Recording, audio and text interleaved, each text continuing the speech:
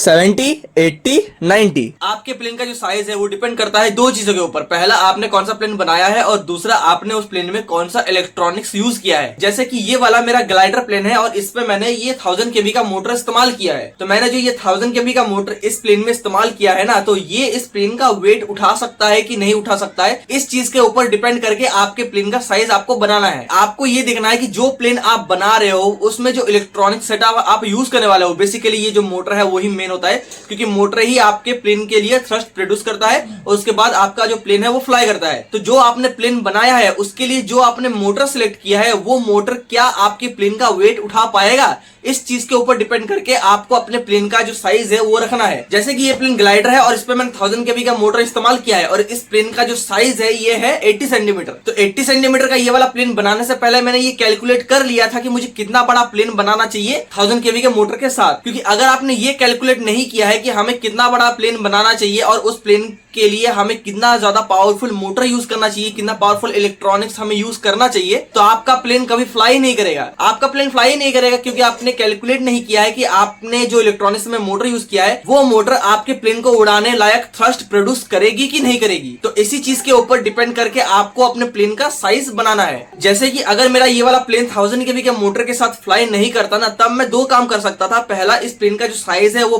कम कर सकता था, ये थोड़ा सा छोटा साइज कर सकता था, और दूसरा काम ये कर सकता था कि ये जो मोटर है इसको चेंज करके दूसरा मोटर, थोड़ा सा पावरफुल मोटर इस प्लेन के लिए मैं खरीद के यूज कर लेता। लेकिन अगर मैं नया मोटर यूज करता तो उस केस में मुझे थोड़ा सा पैसा खर्चा करना पड़ता। जैसे कि ये मोटर 400 रुपए का है, इससे अगर मैं थोड़ा सा पावरफुल मोटर लेने जाऊंगा ना, तो कम से कम भी 1000 रुपए का तो मिल जाएगा, 1000 रुपए का या फिर 1200 रुपए का मुझे मिलेगा। तो मैंने सोचा था कि पैसा खर्चा क्यों करना है, मैंने सोचा था प्लेन का जो साइज है वही छोटा कर देते हैं ताकि मुझे इलेक्ट्रॉनिक्स के ऊपर पैसा खर्चा करना ना पड़े। बस यही कारण था और इसी छोटे से रीजन की वजह से मैंने थोड़ा सा पैसा बचा लिया। ग्लाइडर प्लेन बनाने के बाद मैंने इलेक्ट्रॉनिक्स चेंज ना करके प्लेन का जो साइज है वही छोटा कर देते हैं और इसी छोटे से चीज के ऊपर फोकस करके मैंने अपना ये 80 सेंटीमीटर का ग्लाइडर आरसी प्लेन बनाया था।